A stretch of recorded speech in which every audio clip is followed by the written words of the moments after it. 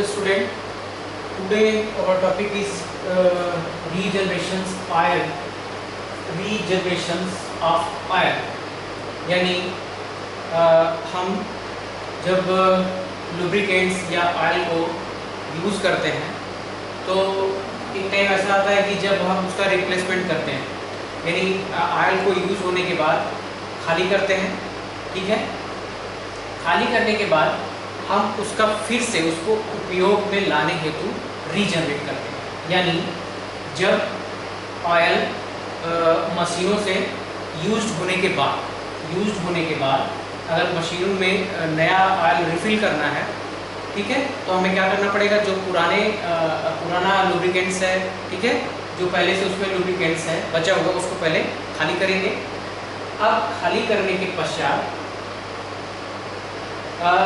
ये होता है कि ये इसका जो बचा हुआ लुब्रिकेंट ऑयल है, इसका क्या करेंगे, तो उसको हम लोग क्या करते हैं, रीजनरेट करते हैं। यानी मशीनों में ऑयल को निकालने के बाद एक पर्टिकुलर प्लेस पे उसको रख कर और फिर से उपयोग होने लायक बनाने का जो प्रोसेस है, उसको हम लोग बोलते हैं रीजनरेशंस ऑफ ऑयल या रीजनरेशंस ऑफ ऑयल प्रोसेस, या ठीक है। तो जब ऑयल फिर से उपयोग में लाने हेतु उसको बनाते हैं हम लोग, तो उसको बोलते हैं रीजनरेशंस ऑफ ऑयल। अब हम कौन कौन से ऑयल को या कौन कौन से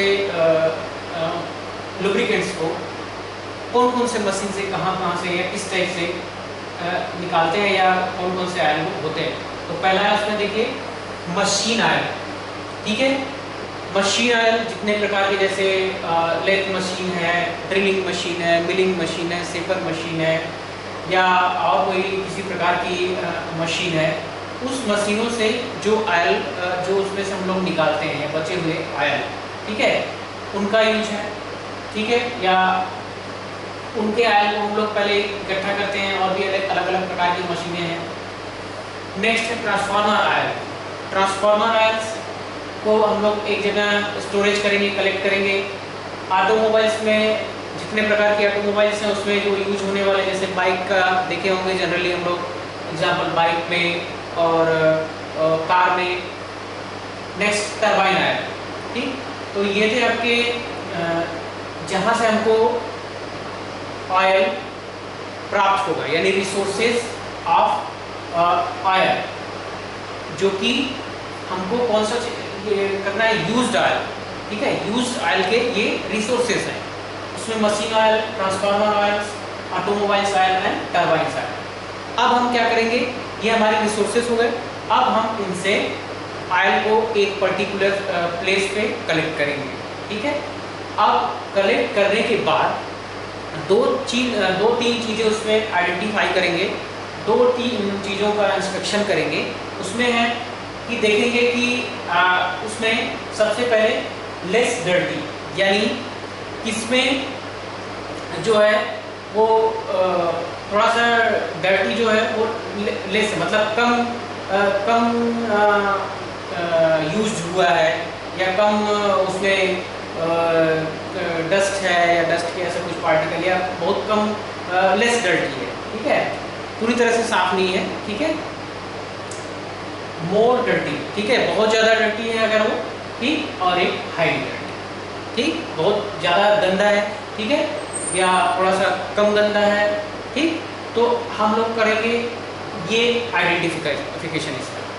अब इसका आइडेंटिफिकेशन करने के बाद बहुत सारे प्रोसेस आते हैं, ठीक है। ऑयल को रीजनरेशन या रीजनरेट करने के बहुत सारे प्रोसेस आते हैं। तो उसमें से एक अपना प्रोसेस है सेडिमेंटेशन। अब देखिए एक बार फिर से समझ लीजिए, हमने क्या किया, रीजनरेशन करने से पहले हमने क्या किया, मशीन, ट्रांसफार्मर, ऑटोमोबाइल, टरबाइन्स, ये हमारे रिसोर्सेज है। इन रिसोर्सेज से हमने ऑयल को स्टोरेज किया। सेकंड स्टेप में हमने किया, फाइंड आउट किया कि कौन सा बहुत ज़्यादा गंदा है, या थोड़ा गंदा है, या बहुत ज़्यादा एकदम बहुत ज़्यादा गंदा है। तो हमने क्या किया, 3 कैटेगरी में बांटा, लेस डर्टी, मोर डर्टी और हाई डर्टी। अब इसके आधार पर हमने अलग अलग कैटेगरी के लुब्रिकेशन जो उसको रिफाइन करने का या रिसाइकलिंग करने का प्रोसेस बनाया। अब सब प्रोसेस में से एक प्रोसेस के बारे में हम डिस्कस करेंगे, सेडिमेंटेशन प्रोसेस।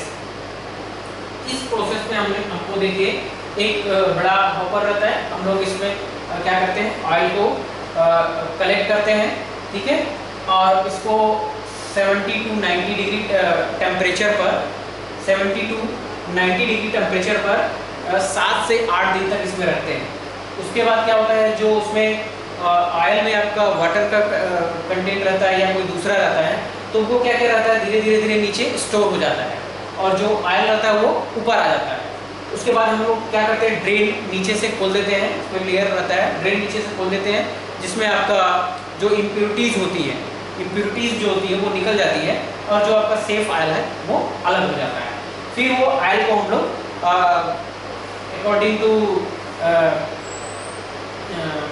मशीन्स, कौन कौन से मशीन में लग सकता है या किस टाइप से है या उसकी कितनी इफिशिएंसी है, कितना उसमें अभी थिकनेस कितना है ऑयल का, किस टाइप का है, उसके हिसाब से हम अलग अलग मशीनों में फिर यूज़ करते हैं। फिर विस्कोसिटी क्या है, उसका विस्कोसिटी का क्या कंडीशन है उस एट ए टाइम, उस टाइम जब हमने रिसाइकिल किया ऑयल को।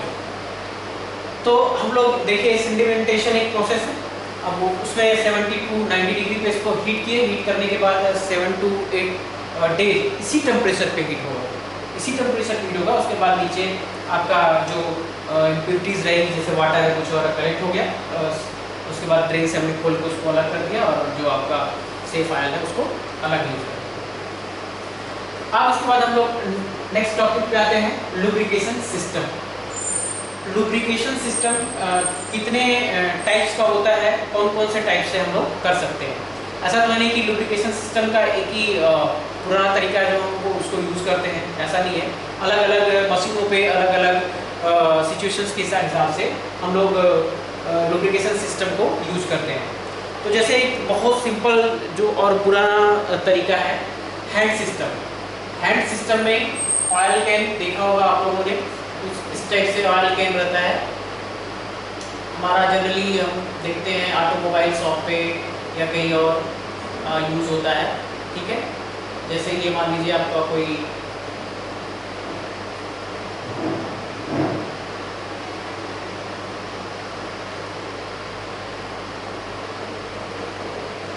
इस टाइप से ऑयल कैन रहता है, ठीक है। यहाँ पे वो एक लगा रहता है पिन, इसको दबाने से यहाँ से ऑयल फ्लो होता है। तो ये हो गया ऑयल कैन बोलते हैं इसको।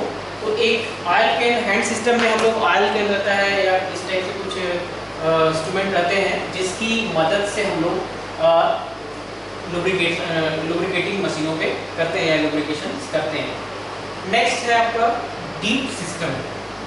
डीप सिस्टम में समझिए, जैसे ये देखिए आप एक पूरा स्ट्रक्चर है, ये कोई आपका जनरल शाफ्ट है या जनरल बेयरिंग शाफ्ट है। अब ये रोटेट हो रहा है। अब मैंने क्या किया, यहाँ पे ऑयल का रिजर्वायर बना दिया है, ठीक है, और यहाँ पे एक रिंग हो रही है, ठीक है। अब ये क्या कर रहा है, रोटेट कर रहा है, ठीक है। तो ये जो रिंग है वो अपना क्या करेगी, यहाँ से ऑयल इसको प्रोवाइड कराती रहेगी, ठीक है।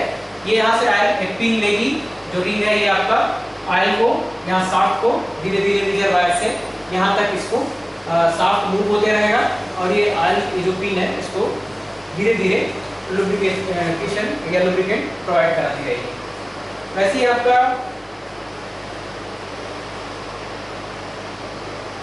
विक सिस्टम, विक सिस्टम में हम लोग क्या करते हैं, सबसे पहले देखिए एक आपका एक कंटेनर है, ये ऑयल रिजर्वायर है आपका। अब क्या कर रहे हैं हम लोग, यहाँ पे कैपिलरी ट्यूब लगाए हुए हैं और लुब्रिकेशन पॉइंट कहाँ पे है, यहाँ पे ऑयल रिजर्वायर से एक हमने विक लगा दिया है, कहाँ तक, लुब्रिकेटिंग पॉइंट पर। अब ये धीरे धीरे धीरे क्या होगा, यहाँ से लुब्रिकेटिंग होता रहेगा। बट इसका डिसएडवांटेज ये है कि हम इसको रोक नहीं सकते।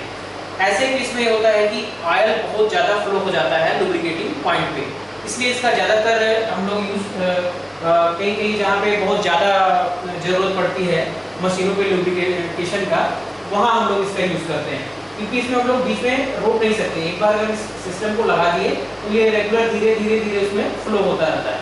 तो कई बार वो क्या रहता है, जब वो मशीन खपत नहीं कर पाती उसको, तो क्या होता है, ये ऑयल फ्लो होने लगता है। तो यहाँ से ज़्यादा निकलने का चांसेस रहता है। तो ये जो सिस्टम है वो थोड़ा सा कम यूज में लाते हैं हम लोग। सबसे ज़्यादा जो है वो डीप सिस्टम है और आपका हैंड सिस्टम है। हैंड सिस्टम में बताया ऑयल पेन के द्वारा हम लोग ऑयल करते हैं। तो ये था आपका आज का रीजनरेशन ऑफ ऑयल। ऑयल को रीजनरेट कैसे करते हैं और कौन कौन से माध्यम से करते हैं, एक माध्यम के बारे में, मेथड के बारे में हमने पढ़ा, और लुब्रिकेशन सिस्टम के बारे में। तीन सिस्टम इसमें जो बेसिकली है, हैंड सिस्टम, डीप सिस्टम और बिग सिस्टम। Thank you.